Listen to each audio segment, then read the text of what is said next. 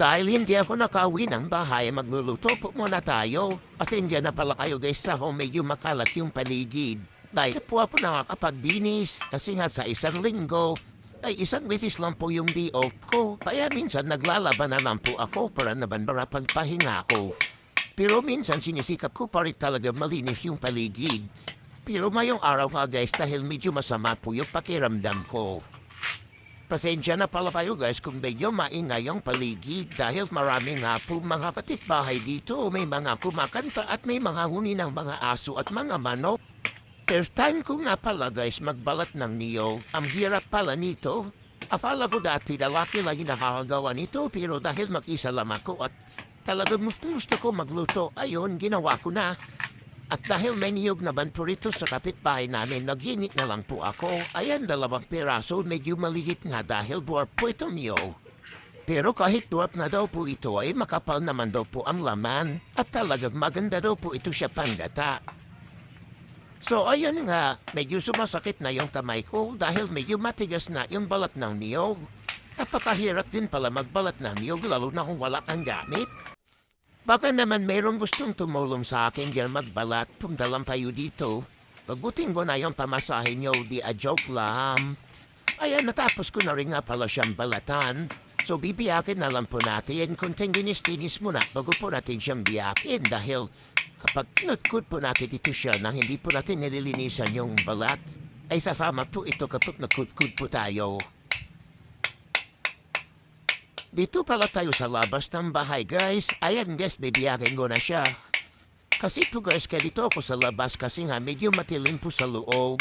Kaya nandito na lang po ako sa labas para hindi po siya matilip at makita ko rin po yung pinabalatan ko dahil baka kamay ko po yung mabalatan ko, diba hirap na po. Ayan, medyo nabiyak ko na nga siya guys at dahil mapunat po talaga, ayan, at hindi po tayo sanay magbiyak. Pero, ayan, nagawa ko pa rin. Meron na nga po pala siyang laman pagbiyak ko ang tawag po sa amin dito ay buha. Ewan ko na lang po sa ibang probinsya o ano pong tawag sa inyo. Matamis po pala siya kahit medyo malapi na.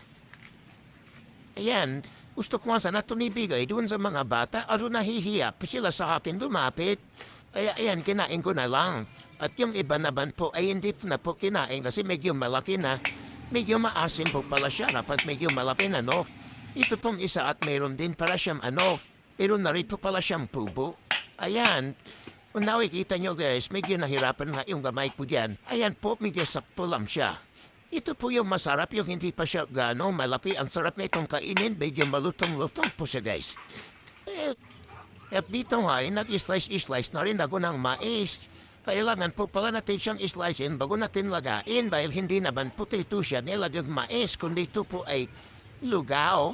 Ayan, kaya tinanggal ko muna po yung mga botil. Kailangan po natin siyang double slice. Kumbaga, unahin po muna natin yung pinakauna tapos pagkapangalawang slice yun na po. Kaya medyo 2 slice po siya. Sorry po, medyo magulo yung pagkapaliwanag ko.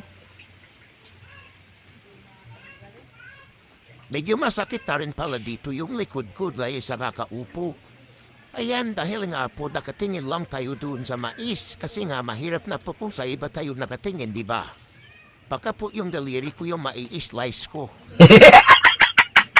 Tuloy-tuloy lang ako pag-slice kahit medyo masakit na dito yung likod ko. Kailangan ko talaga itong tiisin para matapos. Ayan, kung nakikita nyo guys, ayan sa camera, talagang nilalamok na po ako dito. Kung nilalamok ka nilalahaw na rin. Siguro dahil nga marumi yung paligid. Kunting tiis na lang at mapapatos na rin ito gini-slice ko. Ayan, medyo nga madilim-dilim na guys yung paligid kasi nga po mag-aalas na ng hapon. Pero dahil tuloy-tuloy pa rin tayo at tayo lang po mag-start, medyo matagal po ang pag-proseso. Kaya ayan, Okay.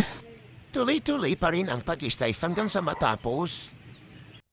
Andan na talaga dito ng biyogers ang sakit sa mata. Ayan, di po na nga po pala po sa loob nagpasok kasi nga medyo umuulan po sa labas. Ayan, di po na po sa loob ng bahay kaya po medyo madilim. Pinigaan ko rin nga po palaga yung niyog na vadina. Ayan, para po gagamitin natin mamaya sa pagluluto. At tapos ko na rin pala slice yung mais. Ayan guys, kung nakikita nyo, medyo marami rin siya. Sana all. Kumuha mo na po pala ako ng prutas dito sa labas habang hinihintay ko pong ilalaga ang mais. Ayan, may gawin ako pa mga prito isang star apple. Marami ito siyang bunga pero dahil kung wala po ako dito, marami pong mga bat ang kumukuha. Ayan, may nakuha nga po ako dito isang piraso at hinog na rin po siya. Ayan, napakatamis yan guys. Nadahanap pa mga pamigyo na dibitin po kasi ako kasi isang piraso lang. At habang naghihintay nga po tayo ng mais, nag-change forward na rin nga po pala po ng motor. Ayan, medyo tuyo na nga po yung langis ng motor natin. Kaya nag-change oil po muna ako. Ayan, patis na guys at maluluto na.